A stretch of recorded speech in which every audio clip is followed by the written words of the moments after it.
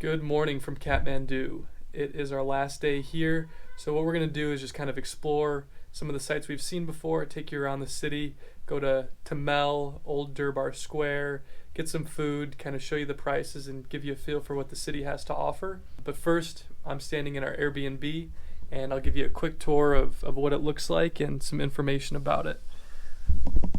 So from here, you go through the front door. This is the front door here.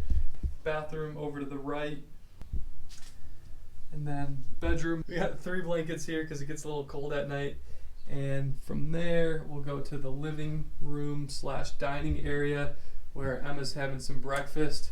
Looks like she's almost done with her oatmeal and coffee. One of my best travel tips if you're on a budget is to always eat breakfast at home. So basically every time we get to a new city, we stop at the grocery store and just get a few things so we can eat before we go out exploring for the day. And then over here we got a full kitchen, refrigerator, stove, fresh drinking water. And then whenever we need that replaced, we just let our Airbnb host know, and it's just 60 cents to refill that whole thing. And also shout out to our Airbnb host. He's such a cool guy. He's a trekking guide here in Nepal. When we first got here, it was Tahir, which is a 5-day festival that pretty much all of Nepal celebrates. So he invited us to that, and we got to spend the day celebrating with his family, eating a bunch of food, drinking some rice, homemade alcohol made from wheat. It was really interesting and an awesome experience that we didn't expect when we arrived here in Nepal. So shout out to him. And this Airbnb is such a nice place. So if you're looking for accommodation here in Nepal, definitely look at Airbnb first. This whole place was only $116 for 7 nights. So really affordable and definitely worth it. So if you're planning on visiting Kathmandu, there's a few things that you should know kind of before you arrive. The first is the roads are in really poor condition here, and I think that's just due to the government and them not putting a lot of money into the infrastructure here.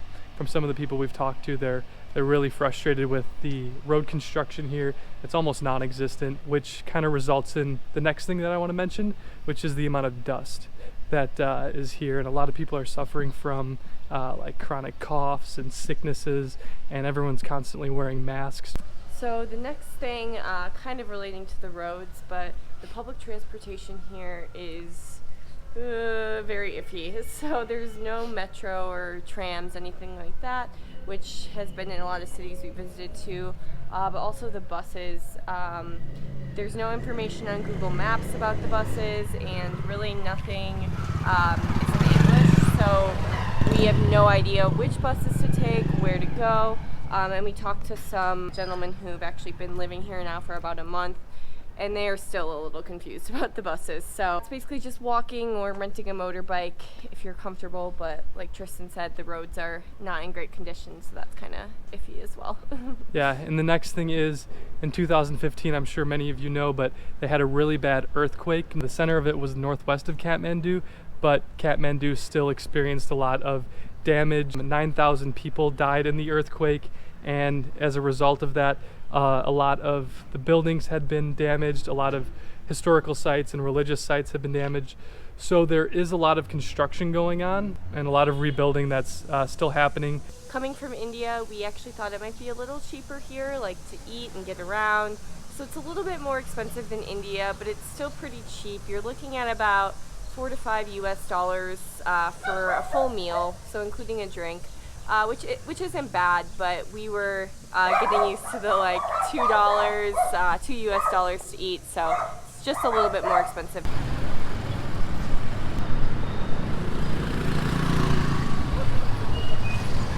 Also, one other thing you should be prepared for when you visit Kathmandu is we've realized after being here for a week, everyone makes this noise with their throat like they're hawking up a loogie. Since the walls are so thin in our building, we've heard our next door neighbors doing it in the morning at like 7 a.m. at night before we go to bed. So it's the last thing we hear and the first thing we hear during the day. And just all day long on the streets. Luckily, we haven't been spit on. Yeah. And it's not in like a rude way, someone spitting on you. I think it's just that people accidentally are doing it all the time. This is what the traffic looks like on a Sunday, because here in Nepal, Sunday is a working day. It's just like any day of the week. Oh yeah, Saturday is the only day off, I believe. But they have so many national holidays that we were told they still get like more days off than we would in the United States, which is interesting. This is the example of one intersection.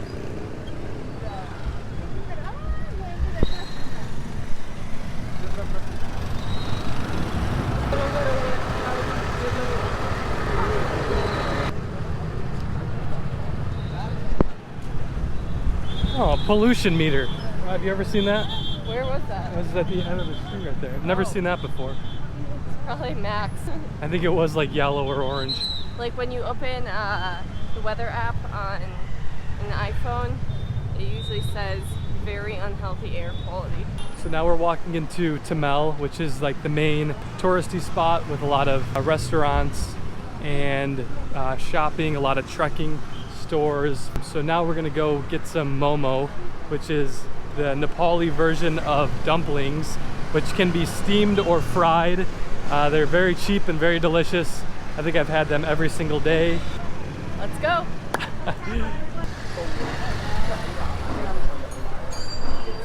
There's also a lot of traditional like Nepali stores selling pots, sort of souvenir type things, a lot of gemstone. Like the singing bowls, Tibetan singing bowls, I think. A lot of gemstone stores and pashminas.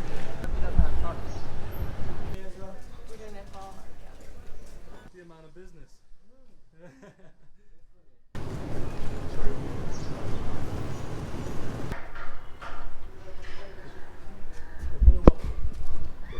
Love me a good veg momo. You want anything else, or are we just doing momos? Interesting place. Yeah? Do back here? Yeah, this is good.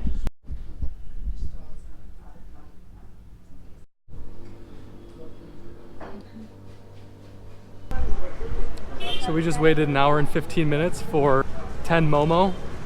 A little longer than expected, but they were all fresh.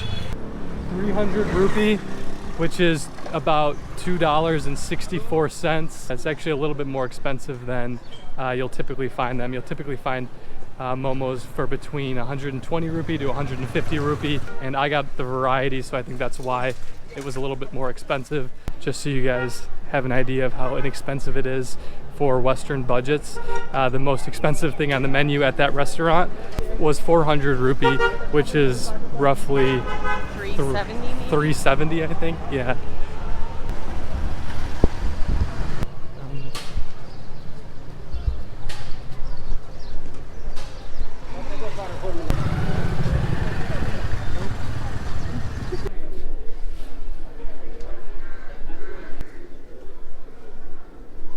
So we just stumbled across this. This is a stupa.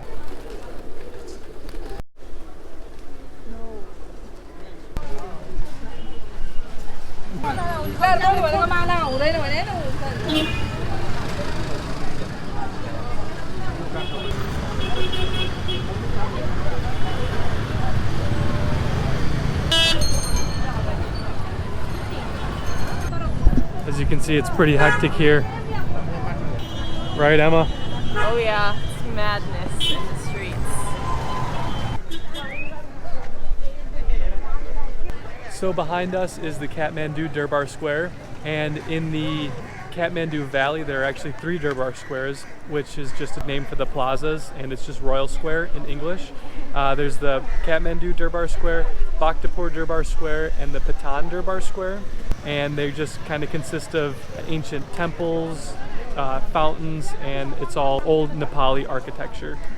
So we actually found out today that there is a entrance fee for foreigners of 1,000 rupees, which is between 9 and 10 US dollars, so quite steep. We got in here the other day from a different entrance, so we didn't have to pay, but it might have been due to the time. I think after 6 p.m. it might be free. We're not very sure, but we're not going and paying 1,000 rupees. All right, since we can't take you in there right now, you can check out some of our videos of Durbar Square from the other afternoon.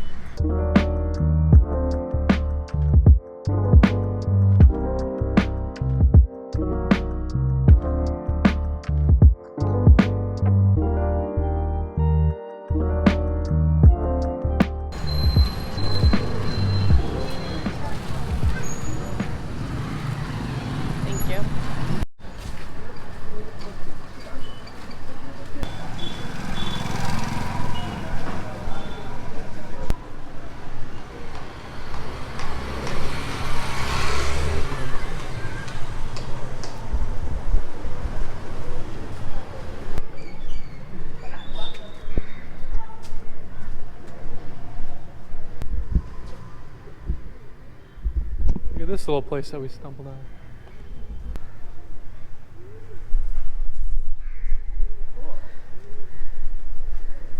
This is not touristy at all.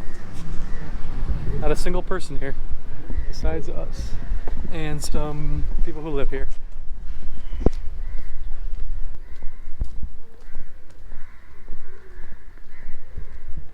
This is cool. It's like an ancient square. So old. I know, this is crazy. It's an OG Nepali building.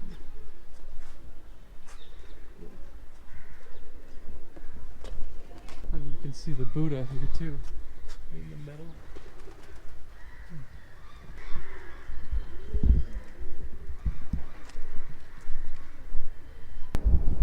This is so cool to see. These buildings haven't changed in like hundreds of years. And it's like stepping back in time. It's just a cool thing to stumble upon. Oh, here come more tourists.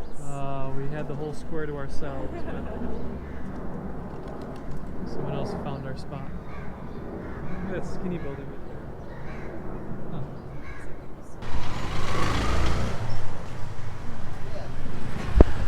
They have little temples scattered throughout the city too, on the street corners.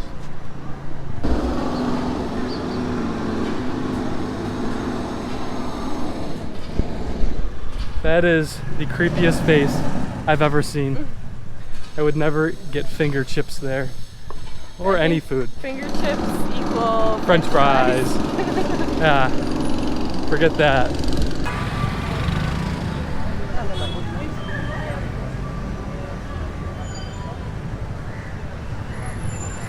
Oh.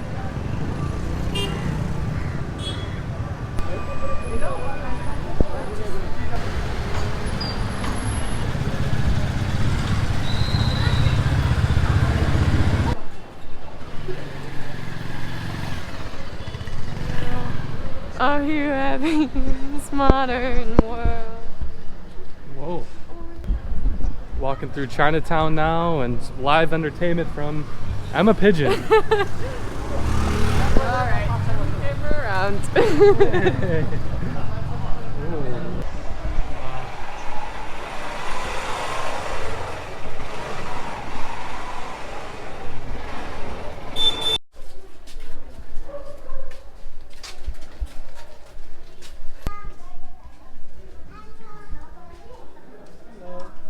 Hello.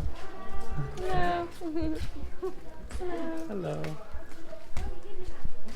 Alright, not a bad last day in Kathmandu, Nepal.